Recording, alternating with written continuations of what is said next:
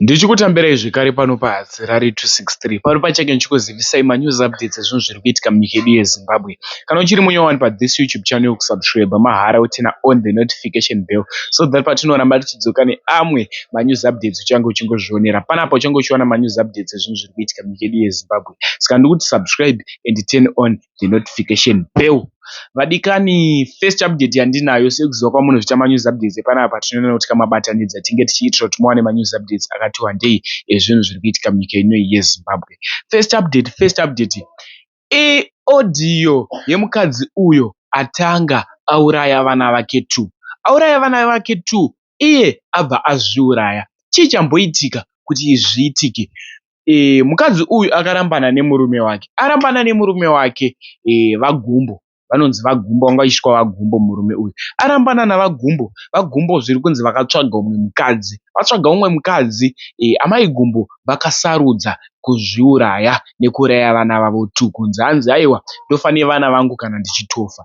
Vadikani, toda kuti tijaje nyaya iyi. Zvakaitwa nemukadzi uyu zviri correct here zvekuti iwewo kana unoda kufa unoraya nevamwe vanhu kuti inini ndichafa nanhingi nekuti inini ndakuda kuzviuraya kuti murume wangu aita move on. Vadikani, ndokumbura tinyore mucomment section rest in peace kune vana nemukadzi uyu. Zvinhu zvinorwadza, zvinhu zvatinge tinotarisira senyika ino yeZimbabwe. Nyaya iyi yabuda nepachitungwiza. Dare mwanzwei audio. Aiwa kunofara. Ndiudzeka hanzi kudiko namai Gumbo. Amai Gumbo kuuraya vana vairi ivo vabva vazvisungirira. Ko hanzi chii chaitika baba? Mushure mekunge vanzwa kuti Gumbo ariwa mukadzi ivo varambwa. Saka ndochikonzero checho munhu azviuraye. Vanhu vatoenda kumochari nhasi. Saka tinotarisira kuti mangwana vanenge vauya. But handifunga kuti bhozo vanga vakarambana ka uyaziye mutumbi wevana. Zvazvakaoma naye wedu. Mutumbi wevana tofunga ndo ichada kuonekwa naGumbo, mukadzi anga asisiri wake. Saka funeral cheru totorwa ipo padeni paya. Apa handisati ndasvika ipapo but vana vatorwa vakaenda kumochari. Alright. Komana. Iye Gumbo anga agarawo? Gumbo ari kubasa kuBulawayo. Saka aroora kuBulawayo ikoko iwo kwakuzvisungirira kuno. Madi? Ndati iye Gumbo aroora kuBulawayo ivo kwakuzvisungirira kuno. Akomana.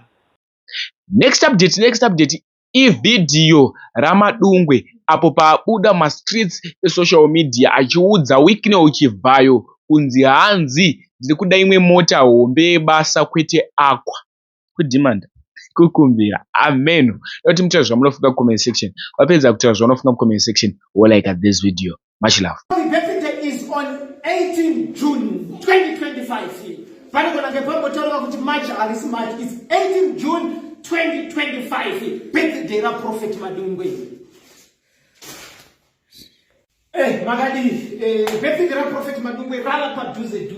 But it is chedu, this is the dream I want you to come true. That the same week in divine what bless when the mota asaramari. But birthday was 18 June 2025. Tumushurira kuti same week in divine what bless in the second car. Chishuviro but chikumbira kuna say kuti I might kuti chishuviro chedu chazadzikiswa muswe birthday kuti tawana chimwe chifambiso zvakare because tirivanhu vanoita basa raMwari but tinomboita off-road andiriga saka off-road sometimes mota yemakati blessa tinotenda nayo akwa but haikwanisi kuzosimudza kana kuti tikaita kumwe kana kuti kuma-outreach edu panosara pasina imwe mota but dzikaita 2 imwe yacho inobva yasara iri pabasa raMwari iri pabhesi pacho muHarare ichiita zvinenge zvichida kuita basa raMwari imwe yoenda kuma-outreach hazvitinetsi ndosaka tadzoka zvakare kwamuri kuna same week netivhayo takumbira kuti sene medu tiri kukumbirawo kukumbira nemweya waMwari. Saka zvininipisa kuti sei tiri kukumbira umwe mudziyo nemari pamusoro imwe zvakare yekutotiti maprojects and even masmaller one kana makwanisawo kuzototiti mabigger projects mastendi kana zvii nemaPA system nechihistory mapentecost pamunenge mangokwanisa. But hatisi kugumira ipapo. The birthday is open to anyone anoda kubatsira basa raMwari. Handiti because birthday toda kuishandisira kuti tiite zvebasa raMwari, noti kuti ndizvifadze inini. Vanokwanisawo kubatsira financially basa raMwari. Handiti varipo kana uchikwanisa mota futi zvakare kana uchikwanisa stendi zvakare zvese zviri welcome. Musi wa18 because tiri kudedicata zuva iri kuti pakuwedzerwa makore kuna Prophet Madungwe but basa raMwari riende kumberi, noti kuti tifare tite pati tidii aiwa tisokata pati toda basa raMwari ribenefite because ndiri serious nekudzoka kwaJesu kuti Jesu ngaadzoke. Vanoda mainquiries kubvunza saka zvinofambiswa sei musi wacho zvichazodika nachii munenge pachechi line yedu yatinogara chingotaura samazuva ese +26377623156 +26377623156. So this is the message to everyone munhu wese. Yes, ndatanga naseti vibes no munhu akatipo mota pekutanga yekutanga yacho yemota mota yatakapiwa yechechi yekutanga ndiye munhu akatanga kuti blessawo. Saka ndosaka taapila zvakare even munhu wese is free ari kudari kunzwa kupushwa naMwari. Hamene vatataura izvedu but we are serious as we are now approaching the birthday musi wa18 March. Tichiti happy birthday Prophet Madungwe in advance nemunhu wese akazvarwa muna June. Tinoti Mwari ngakuitire zvakanaka. The birthday is around the corner. Panenge pakaipa, panenge pachirohwa basa ipapo chinenge chakachaya. 18 June birthday remunhu waMwari, World Birthday Day. Aiwa izuva guru chairo. Thank you all.